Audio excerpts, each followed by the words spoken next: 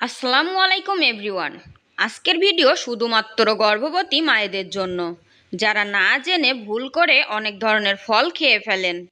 গর্ভাবস্থায় যেসব ফল খেলে গর্ভের সন্তানের মারাত্মক ক্ষতি হতে পারে সেগুলোই আজকে আলোচনা করব। গর্ভের সন্তান সুস্থ রাখতে ভিডিওটি শেষ পর্যন্ত দেখুন।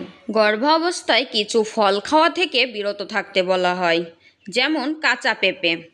কাঁচা পেঁপেতে প্যাপেন নামক একটি উপাদান থাকে, যা জরায়ুকে সংকুচিত করতে পারে এবং অকাল প্রসবের কারণ হতে পারে। আনারস আনারস ব্রোমেলিন নামক একটি উপাদান ধারণ করে, যা জরায়ুর সংকোচন ঘটাতে পারে এবং কিছু ক্ষেত্রে গর্ভপাতের কারণ হতে পারে।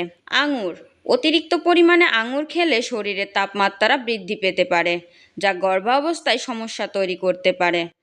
তেঁতুল তেঁতুলে ট্যানিক অ্যাসিড থাকে, যা কোষ্ঠকাঠিন্যের কারণ হতে পারে, যা গর্ভাবস্থায় মায়ের জন্য ক্ষতিকর হতে পারে। খেজুর কিছু ক্ষেত্রে অতিরিক্ত খেজুর খেলে রক্তে শর্করার পরিমাণ বেড়ে যেতে পারে, তাই সামান্য পরিমাণে খেতে হবে। দিনে 4 থেকে 5টা খেজুর খাওয়া যেতে পারে। লিচু অতিরিক্ত লিচু খেলে শরীরে গরম লাগতে পারে এবং কিছু ক্ষেত্রে সমস্যা হতে পারে। হিমায়িত বা ক্যানজাত ফল এই ফলগুলি অতিরিক্ত চিনি বা প্রিজারভেটিভ থাকতে পারে, যা গর্ভাবস্থায় ক্ষতিকারক হতে পারে। গর্ভাবস্থায় ফল খাওয়া খুবই গুরুত্বপূর্ণ, তবে সঠিক ফল নির্বাচন করা এবং পরিমিত পরিমাণে খাওয়া উচিত।